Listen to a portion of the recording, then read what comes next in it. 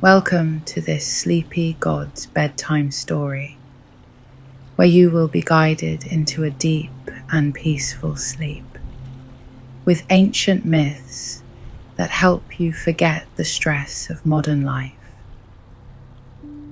Hello there, I'm your host tonight, Eugene, and I'll be your guide into the world of myth and wonder. But before we begin our journey, let's take a moment to settle in. Make sure you're in a comfortable position. Release any tension in your shoulders, your jaw, even your fingertips. Now, gently bring your attention to your breath. Breathe in slowly and let it out even slower. Again, in and out. Let the weight of the day fade into the background. There's nothing to worry about now, just you and this quiet moment. Tonight, we'll journey beyond the veil of time to a place where gods once walked and ancient stories still echo through the stars. Now, close your eyes and let your imagination drift as we step into a story older than memory. In the deepest corner of the cosmos, beneath the trembling roots of Mount Olympus, lies a world untouched by time. It rests far beyond the shimmering waters of the mortal realm. It is quiet here, eerily so. Here, in the soft silence of the underworld, lives a god most misunderstood. Not cruel, nor vengeful, but solemn, thoughtful, and alone. His name is Hades. Long ago, he fought beside his brothers, Zeus, who ruled the sky, and Poseidon, who tamed the seas. Together, they cast down the mighty Titans and divided the cosmos among themselves. When the world was split, it was Hades who drew the shadowed lot. He became the ruler of the dead, the master of the silent lands. He did not protest. He did not cry out. He accepted his fate with calm dignity. One night, long after he had carved halls from obsidian and rivers from time itself, Hades stood upon a balcony of onyx.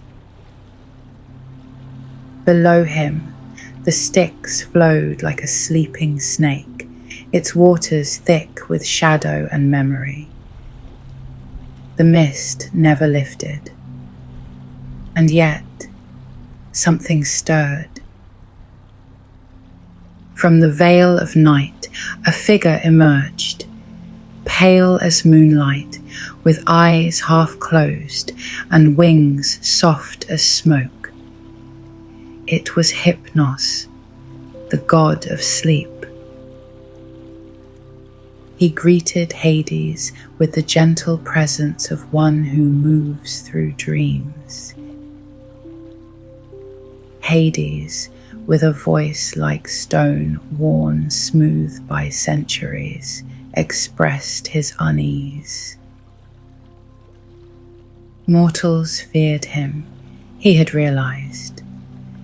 They spoke of death as a cruel and sudden end. And yet it was not he who met them first, but sleep. Hypnos listened, tilting his head slowly, serenity in every breath. Sleep, after all, was the cousin of death. He explained that his role was to cradle mortal minds gently before Hades ever received their souls. This idea lingered with Hades. He did not seek fear. He longed to offer peace. And so, for the first time, sleep taught death how to be still. Hypnos took his hand and led him through the dreams of mortals, where starlight shimmered over quiet fields and forgotten memories bloomed like flowers, and Hades listened.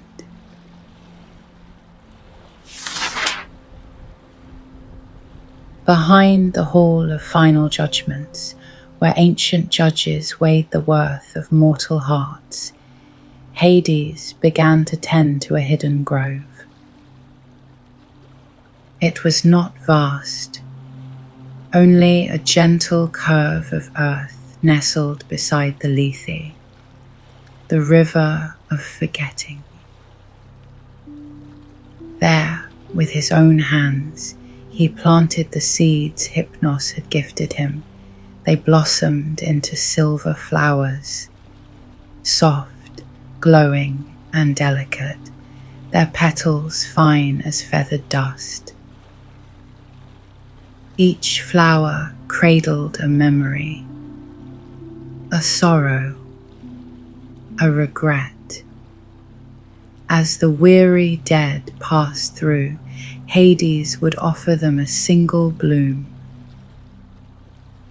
Quietly, he would urge them to breathe in, and in that breath, their pain would loosen its grip. A mother who had lost her child, a soldier haunted by the sounds of war, a girl who had died too young to understand why.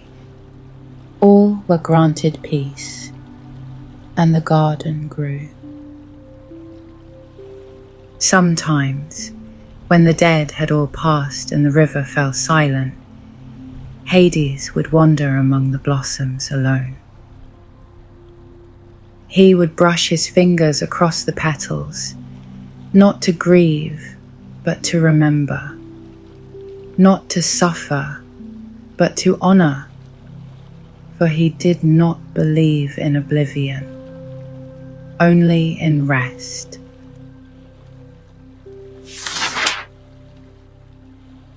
In the underworld, seasons held no meaning. Time wandered in spirals, unbound by sun or moon. Still, something changed. A warmth descended, not bright, not loud, gentle, like a memory returning from somewhere distant. She arrived with it. Her hair carried the scent of spring. Her gaze held the hush of ancient woods. She did not hesitate. She stepped into the garden of forgetting as though she belonged there, though no one had ever come that way before. She knelt near a blossom and touched its petals. They shimmered brighter in her hand. From the shadows, Hades watched. She lingered in the grove, unafraid. And later, at the edge of the garden, she pressed a seed into the soil, not one of silver, but something soft, pink and fragrant, carried from the upper world. When it bloomed, it was unlike anything the underworld had known, not sorrowful, not shadowed, a flower of spring in the land of the dead. Hades did not speak, nor did he stop her. Instead, he stayed very still and smiled. But soon she left. She returned to the world above, to sun and breeze, and voices that sang her name. The garden fell quiet once more, but within Hades, the scent of her presence lingered, a warmth that did not fade, a stillness no longer empty. And so, the garden of forgetting grew. Silver blossoms beside those of soft pink, sorrow beside hope. Each night, Hades walked its winding paths, his fingers brushing past petals that shimmered faintly, as if touched by old dreams. Sometimes, Hypnos would visit, his presence quiet, like mist curling through marble halls. Other times, the silence deepened. The flowers bloomed, the flowers faded, and still Hades wandered among them, sensing something missing in the stillness. There was no grief in his chest, only a hollow space, a quiet ache that lingered like a scent he could not name. It was not pain, but it was not peace either. Still, he walked. The underworld did not change, but Hades did. And when mortals arrived, tired, uncertain, trembling at the edges of life, he met them not with judgment, but with quiet welcome.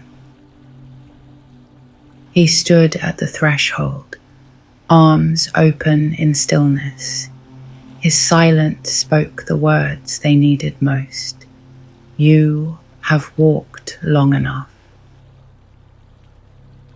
Lay your burdens down.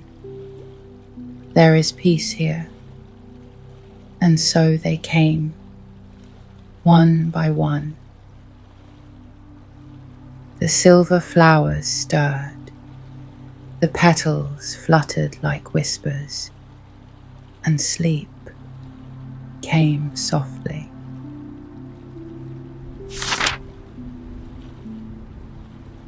Far above, in the bright lands of the living, the earth was blooming, but in the deep hush of the underworld, time did not pass, it simply breathed. Days were not counted in light and dark, but in the slow shifting of river mist, the bloom and fade of silver flowers, and the silent passage of souls. And still Hades waited. He tended his garden with patient hands, the garden of forgetting, where sorrow rested beneath each petal, yet his thoughts wandered. Ever since the girl with spring in her voice had walked beside him, the underworld had felt changed. Her name echoed in the silent halls, Persephone.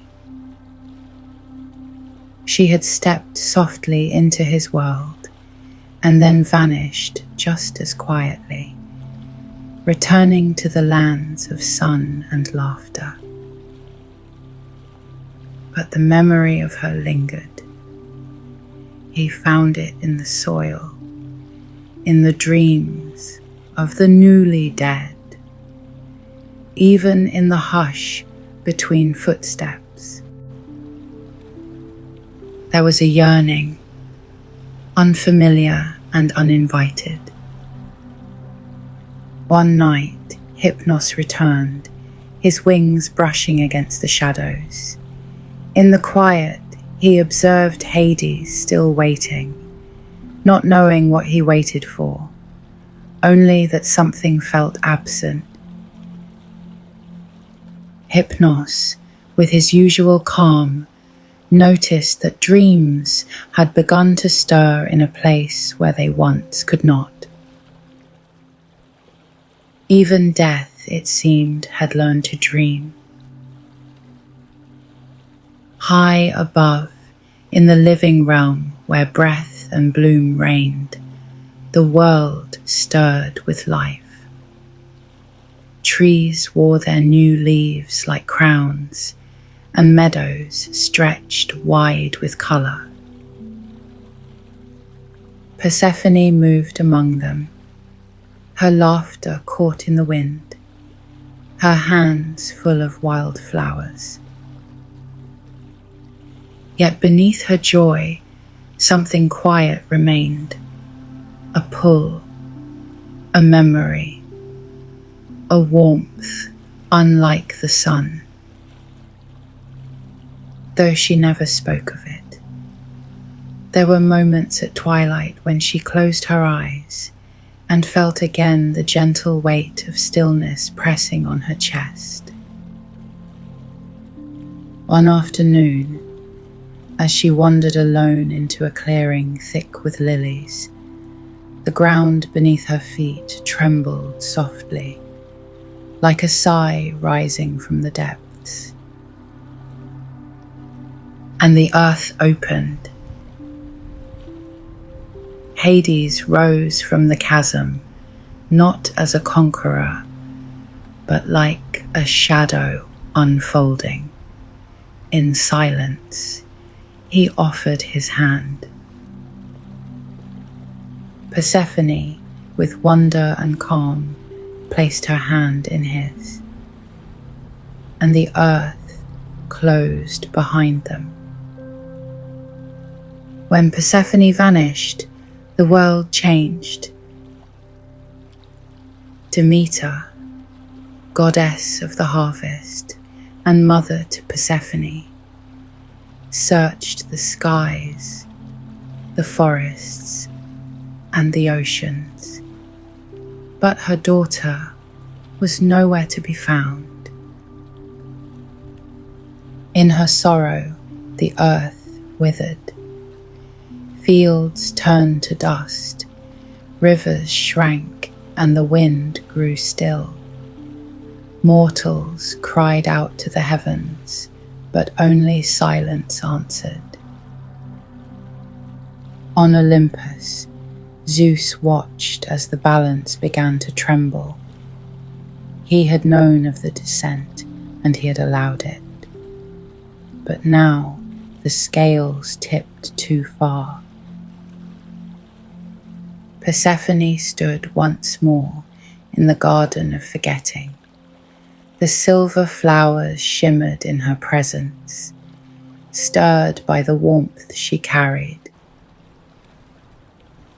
Hades walked beside her, but kept his distance, watching as she moved among the blossoms, her fingers trailing gently across sorrow and sleep.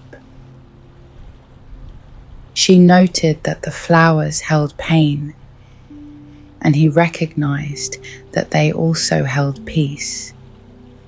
In time, she knelt and planted a seed from the world above, allowing beauty to grow alongside sorrow. As days passed, she became familiar with the stillness of the underworld. She listened to the stories of the dead, not with pity, but with reverence. She came to understand the quiet dignity that accompanies endings. And Hades, in turn, came to know the difference between waiting in loneliness and waiting in hope. Demeter's sorrow did not fade. She ascended to Olympus in despair, her presence fierce with drought and grief. Her voice shook the marble halls as she demanded the return of her daughter. Without Persephone, the world would remain barren. The gods debated. Some feared the wrath of Demeter more than the silence of Hades. Others spoke of fate, of balance, of cycles too old to alter.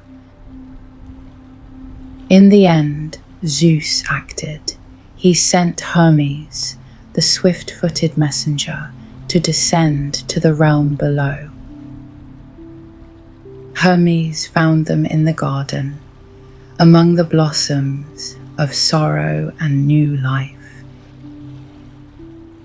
Persephone stood tall, her hands stained with soil, her gaze steady and calm.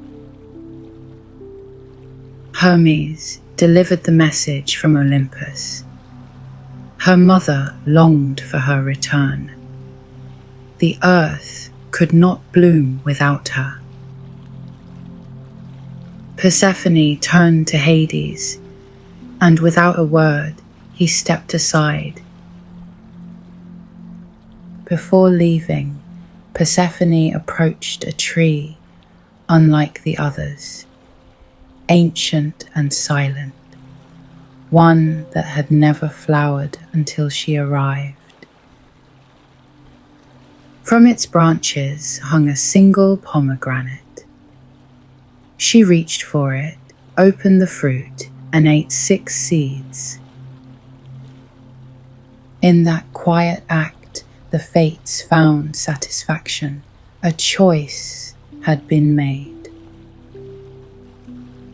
Because she had tasted the fruit of the underworld, she could no longer remain fully in the light. Thus, an agreement was born. For 6 months each year, Persephone would walk among the living, bringing bloom and song. And for 6 months, she would return to the underworld, where sorrow and stillness would once again know her touch. Demeter wept, but the world breathed again, and Hades waited. But now he did not wait alone. When the time came, Persephone returned, not in fear, but with understanding. She walked the quiet halls of the underworld once more, and as she reached the garden, the silver flowers bowed gently in her presence. Hades stood beneath the once barren tree. It had bloomed again. He looked to the path where she came, and she smiled. This is where we end our tale. May your night be gentle. May your rest be deep. And may sleep come softly. Sleep well, dreamer.